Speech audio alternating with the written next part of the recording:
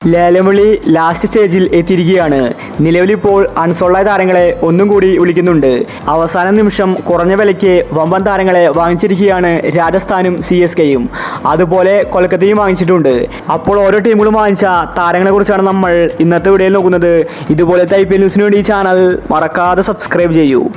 ആദ്യമായിട്ട് മൊയിൻ അലി, കൊൽക്കത്ത 2 കോടിക്കാണ് അലിയെ വാങ്ങിച്ചിരിക്കുന്നത്. അലി ആദ്യം അൺസോൾഡ് ആയിരുന്നു. രണ്ടാമത്തെ താരം മാലിക്കായിരുന്നു. ഉമ്രാൻ മാലിക് ആദ്യം അൺസോൾഡായി.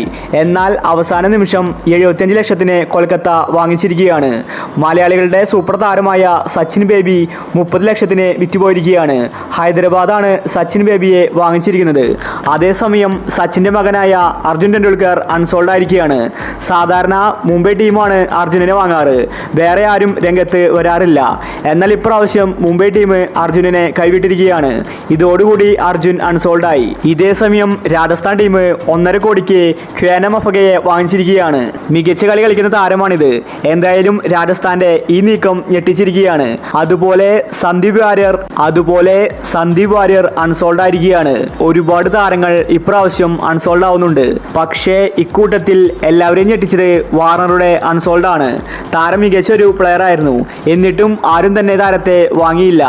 എന്തായാലും ലേലംവിളി അവിടെ തകൃതിയായിട്ട് നടന്നുകൊണ്ടിരിക്കുകയാണ്.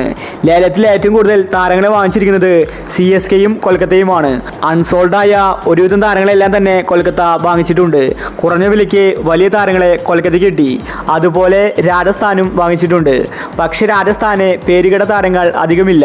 മുംബൈ ആണെങ്കിൽ കൃത്യമായി ടാർഗറ്റ് ചെയ്തിട്ടാണ് വന്നിട്ടുള്ളത്. മുംബൈ വാങ്ങിച്ചതിൽ ഏറ്റവും കൂടുതൽ നേട്ടം വിൽ ജാക്സനെയാണ്. മികച്ച ഒരു ഓപ്പണറാണ് ജാക്സ്.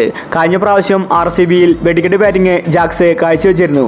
എന്തായാലും ലേലംവിളി കഴിഞ്ഞാൽ ഫുൾ ലിസ്റ്റ് നമ്മൾ ഈ ചാനലിൽ ഇടുന്നതായിരിക്കും. ഇതുപോലത്തെ IPL ന്യൂസിന് വേണ്ടി ഈ ചാനൽ മറക്കാതെ സബ്സ്ക്രൈബ് ചെയ്യൂ.